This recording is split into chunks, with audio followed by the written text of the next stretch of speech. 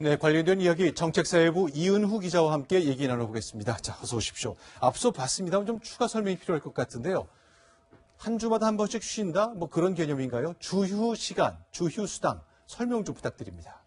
네, 일주일에 5일 그리고 하루에 8시간씩 근무하는 편의점 아르바이트생을 예로 들겠습니다. 네.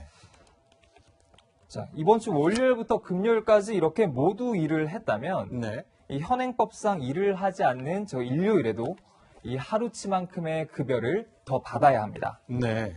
자, 일을 안 해도 이렇게 이 급여를 받는 이 8시간을 법정 주휴 시간이라고 하고 이때 받는 돈을 주휴 수당이라고 부릅니다.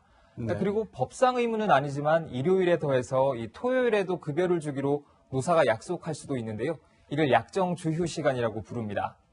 예전에는 순수하게 일한 시간 그리고 일한 시간에 받은 돈으로 최저임금을 계산을 했었죠. 네. 하지만 이제부터는 법정 주휴 시간과 주휴 수당도 최저임금 계산법에 들어가게 됐습니다.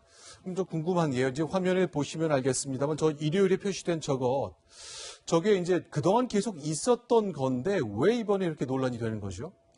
네, 알고 보면 참 간단한 원리입니다. 이 하루치 근로시간에 시급을 곱하면 주휴 수당이 나오는데요. 네. 이 시급이 최저임금의 가파른 인상 때문에 치솟고 있고 이렇게 되면 주휴 수당도 따라서 오르기 때문입니다. 네.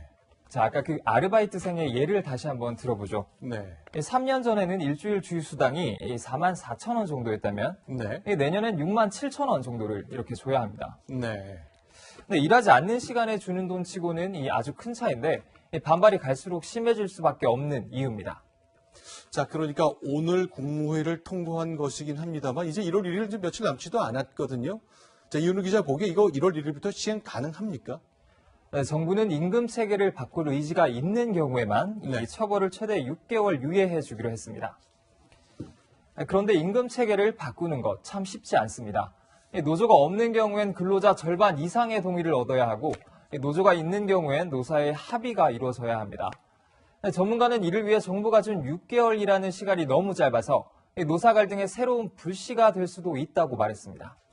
자, 그렇다면 일주일 후에 만약 시행을 한다면 아까 저희 계산을 보니까 주휴수당 감안을 하면 최저임금이 시간당 1030원이라고 하거든요. 자, 우리 경제 규모나 수준으로 볼 때 이 정도면 어떤 겁니까? 비교가 가능한가요?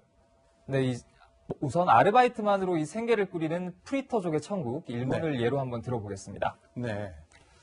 일본은 지역에 따라 최저임금이 조금 다른데요. 이 일본 정부가 올해 전국 평균을 내봤더니 우리 돈으로 약 8,900원 정도가 나왔습니다. 네. 한 해 3% 올린다는 정부 방침에 따라 내년에는 9,200원에 이를 걸로 보이는데요. 네. 우리나라의 내년도 실질 최저임금에 비해서 한 800원 정도 낮은 수준입니다. 네. 1인당 GDP는 여전히 일본이 9,000달러 정도 앞서는데 최저임금은 사실상 역전이 된 셈이죠. 우리나라와 달리 일본은 1990년대 주휴수당을 폐지하기도 했습니다. 네, 알겠습니다. 주휴수당이 일반이 있었는데 폐지되는 것이다. 그 얘기군요. 새로운 걸 알게 됐습니다. 자, 정책사회부의 이은우 기자와 함께했습니다. 고맙습니다.